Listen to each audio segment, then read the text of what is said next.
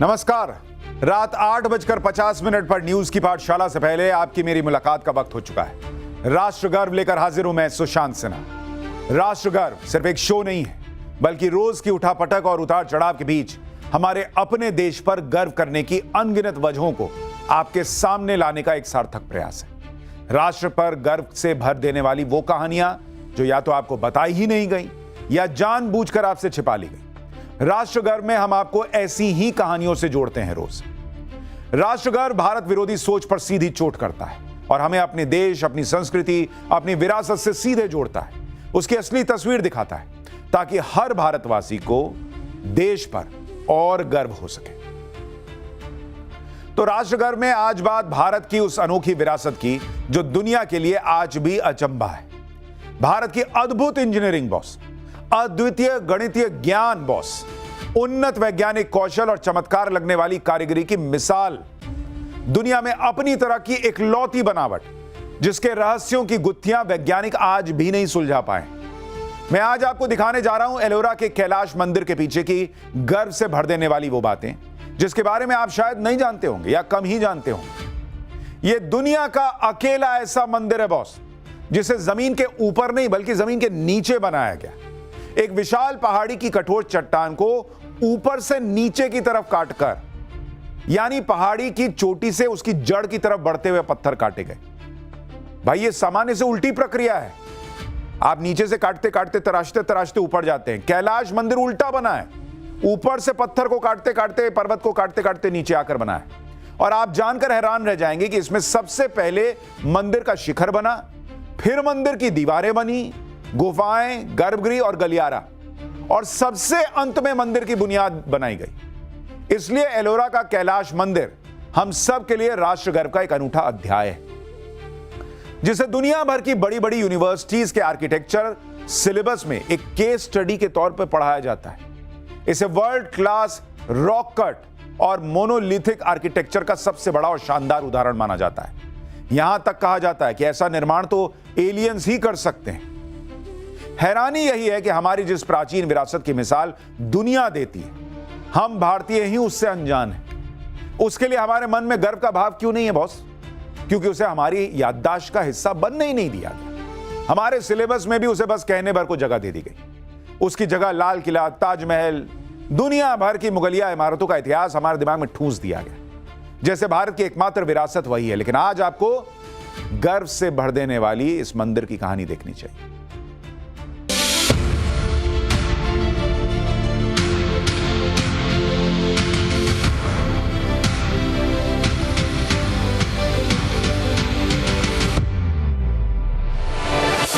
I'm in India and watch this. You ready? Bharat माता की जय! भारत माता की जय! जय Shri Ram! I'm in India and watch this. You ready? ये वायरल वीडियो चंद घंटे पहले का है जिसे ऑस्ट्रेलियाई टूरिस्ट डंकन मैकनॉट ने अपने इंस्टाग्राम पर शेयर किया था।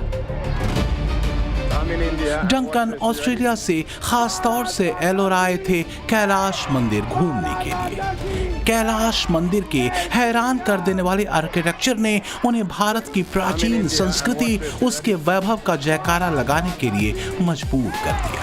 भारत माता की जय! जय श्री राम!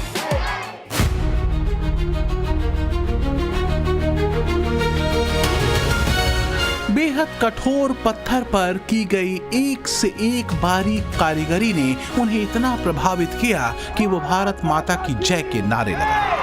भारत माता की जय! ऐसी ही तस्वीरें पिछले साल 21 से 23 नवंबर के बीच एलोरा में दिखी थी, जब G20 देशों के राजनयिकों समेत करीब 30 देशों के प्रतिनिधियों ने वहां का दौरा किया था। वो एक्यम 2025 नाम का कार्यक्रम था जिसे यूनेस्को और महाराष्ट्र टूरिज्म डिपार्टमेंट ने वर्ल्ड हेरिटेज सीरीज के तहत आयोजित किया था। विदेशी राजनयिक कैलाश मंदिर के अद्भुत निर्माण पर हैरान थे। ये बात उन्हें हैरान कर रही थी कि 8वीं सदी में यानी आज से 1200 साल पहले कैसे एक पहाड़ी को उल्टा काटकर बेहद खूबसूरती से तराशा गया। चमत्कार सा लगने वाला लगभग 100 फीट ऊंचा, 195 फीट लंबा और 145 फीट चौड़ा कैलाश मंदिर बनकर तैयार हो गया। सैटेलाइट व्यू से कैलाश मंदिर को देखने पर पता चलता है मंदिर पूर्व से पश्चिम की दिशा की तरफ एक परफेक्ट सरल रेखा में बना है।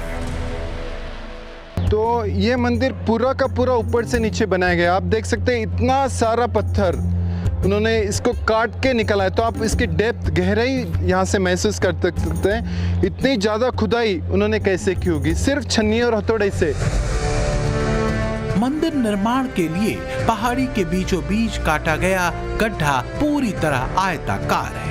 ऊपर से देखने पर पता चलता है कि मंदिर के चारों ओर की दीवारों और मुख्य मंदिर के बीच की दूरी हर तरफ एक समान है, जो निर्माण के समय की गई लेजर जैसी सटीक प्लानिंग को बताती है।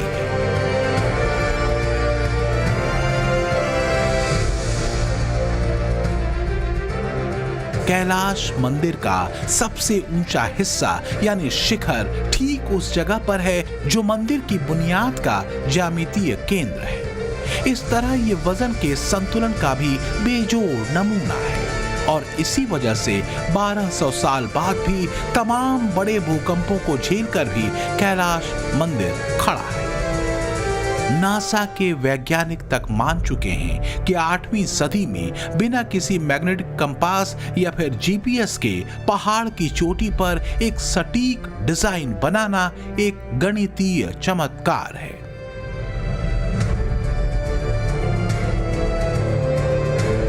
ऊपर से देखने पर मंदिर का आंगन और मुख्य गलियारे एक विशाल एक्स या क्रॉस जैसी आकृति बनाते हैं। ये एरियल व्यू ये साबित करता है कि प्राचीन भारतीय वास्तुकारों ने कैलाश मंदिर को इस तरह रचा कि केवल जमीन पर खड़े व्यक्ति के लिए नहीं बल्कि अंतरिक्ष से देखने पर इसका खास आकार ध्यान खींच सके।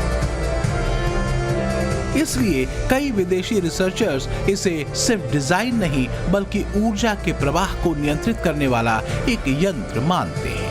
और यहीं से कैलाश मंदिर के निर्माण में एलियन वाली थ्योरी भी पश्चिम के देशों ने जोड़नी शुरू कर दी।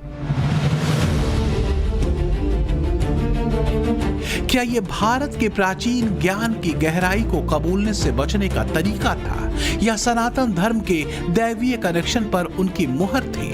आखिर कैलाश मंदिर में ऐसी और कौन सी वो अद्भुत बातें जुड़ी हुई हैं जिसकी वजह से एलियंस से उसका कनेक्शन जोड़ा जा रहा था? इसकी चौंकाने वाली परतें आज भी राष्ट्र गर्व में खुलने वाली हैं।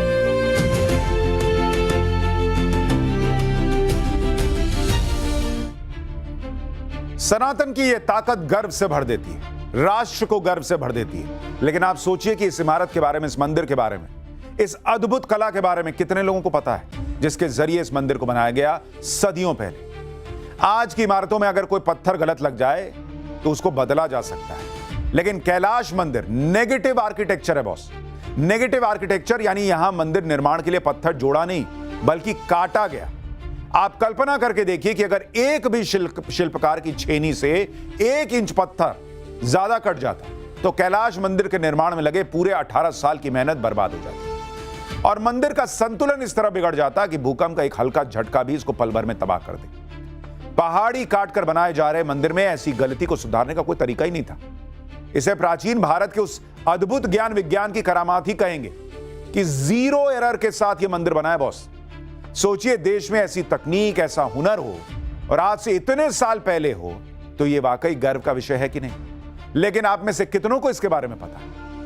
इसलिए आर्कियोलॉजिकल सर्वे ऑफ इंडिया से लेकर दुनिया भर के वास्तुकला विशेषज्ञ इसकी गणितीय कैलकुलेशन की सटीकता पर अचंभित है, क्योंकि आज भी ऐसी गणितीय सटीकता केवल सुपर कंप्यूटर की जटिल गणनाओं से ही संभव है। आज हमें ऐसी संरचना के लिए ऑटोकैड और 3D मॉडलिंग जैसे सॉफ्टवेयर की जरूरत पड़ती है ताकि लोड बेयरिंग यानी वजन सहने की क्षमता का पता चल सके। लेकिन आप सोच के देखिए कि प्राचीन भारतीय इंजीनियरों ने यह सब अपने दिमाग में कैसे कैलकुलेट किया होगा। कुछ नहीं था उस वक्त, कैलकुलेटर वगैरह कुछ नहीं। उन्होंने गणितीय गणनाओं से कैसे जान लिया कि पहाड़ का कितना हिस्सा काटने पर मंदिर गिरेगा नहीं, ढहेगा नहीं। मॉडर्न साइंस और इंजीनियरिंग के चरम पर होने के बावजूद एलोरा के कैलाश मंदिर जैसा दूसरा ढांचा खड़ा करना आज भी असंभव माना जाता है। आज दुनिया इस पर हैरानी जताती और कहती कि ऐसा तो एलियंस ही कर सकते हैं। तो क्या हमारे लिए राष्ट्र गर्व की बात नहीं है? एलियंस की कहानी वो बोलते होंगे, एलियंस थोड़े की हैं, लेकिन सवाल यह कि आप सोचिए, किसी को समझ में नहीं आता कि इंसान ने कैसे कर दिया, वो हमने करके दिखाया। और अब एलोरा के कैलाश मंदिर से जुड़ी उस रहस्यमय पहेली की बात, जिसका जवाब मॉडर्न साइंस आज तक नहीं ढूंढ पाया। उस पर अटकलें लगाना तक मुश्किल है। कैलाश मंदिर अनंत काल तक जस का तस रहे, इसके लिए ज्वालामुखी के लावे से बनी बेसाल्ट चट्टान को खास तौर से चुना गया। एलोरा की चट्टानें बेसाल्ट चट्टानें हैं, जो दुनिया के सबसे कठोर पत्थरों में से एक। आज के डायमंड कटर भी इस पर काम करते समय घिस जाते हैं। मॉडर्न इंजीनियरिंग का आज का गणित कहता है, कैलाश मंदिर को बनाने में जब बेसाल्ट चट्टानों को काटा गया तो कम से कम 4 लाख टन पत्थर का मलबा निकला। 1200 साल पहले बिना किसी मशीन के 4 लाख टन कठोर चट्टान को मक्खन की तरह तराशना किसी चमत्कार से कम नहीं है बॉस। पत्थर के उस मलबे से अगर आज बिल्डिंग बनाई जाए तो 7 मंजिला लंबी चौड़ी इमारत बन जाएगी। अगर पत्थर के उस मलबे को 1000 वर्ग मीटर के दायरे में सिर्फ रख दिया जाए तो 222 मीटर ऊंची पहाड़ी खड़ी हो जाएगी। चौंकाने वाली बात यह है कि एलोरा के 100 किलोमीटर के दायरे में बेसाल्ट पत्थरों का एक भी मलबा मौजूद नहीं है। पत्थरों के उस मलबे का एक निशान मौजूद नहीं है भाई। इसलिए आज भी सबसे बड़ा रहस्य यह भी है, एक तो है कि मंदिर बनाया कैसे, इतना कैलकुलेशन कैसे हुआ, और दूसरा बड़ा सवाल है कि कैलाश मंदिर बनाने के लिए जो पहाड़ से 4 लाख टन मलबा निकाला, वो मलबा कहां गया भाई? आज मॉडर्न टेक्नोलॉजी का इस्तेमाल करके अगर इतने बड़े मलबे को ठिकाने लगाना है तो भी हजारों ट्रक की जरूरत पड़ेगी और इसे पूरा करते हुए कई साल गुजर जाएंगे। मॉडर्न साइंस भी इसका जवाब नहीं ढूंढ पाता। तो कुछ लोग हवाई तर्क देते हैं कि अरे एलियन की बनाई संरचना है, जिसने अपनी तकनीक का इस्तेमाल करके पत्थरों के उस विशाल मलबे को जमीन के नीचे दफना दिया होगा। एलियन नहीं है बॉस, यह अपनी सनातन और पुरातन की ताकत है, जिससे आज तक आपको एलियन यानी अनजान रखा गया।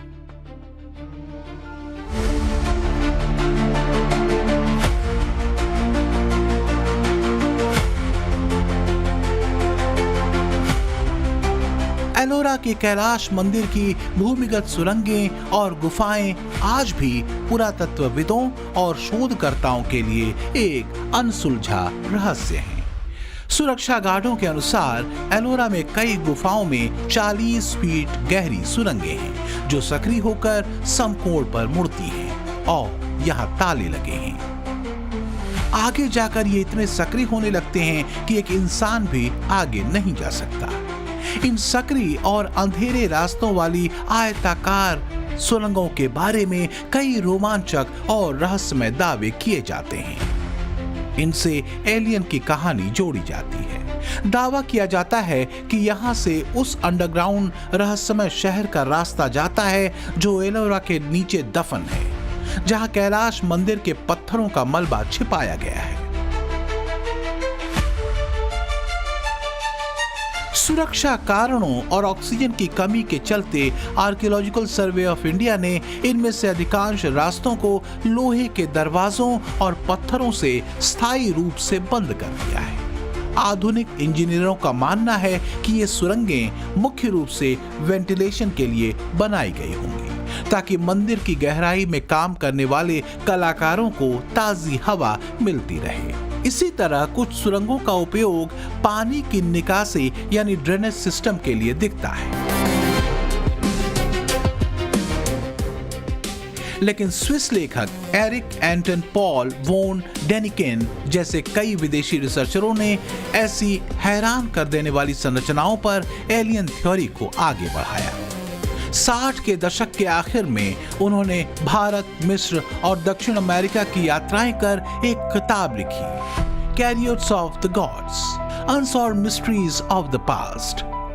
1968 में पहली बार छपी यह किताब खूब मशहूर और चर्चित हुई। इस किताब में डेनिकन ने दावा किया कि प्राचीन सभ्यताओं जैसे कि मिस्र के पिरामिड, स्टोनहेंज से लेकर सनातनी सभ्यता का एलियंस से कनेक्शन रहा है। अनेक पुरातात्विक संरचनाएं और कलात्मक निर्माण के पीछे एलियंस तकनीक दिखती है। उन्हें मनुष्य नहीं बना सकते। एलोरा के शिव मंदिर को लेकर भी वैसी ही व्याख्याएं की गई। एलियन थ्योरी देने वाले एरिक डेनिकन का इसी 10 जनवरी को 90 साल की उम्र में निधन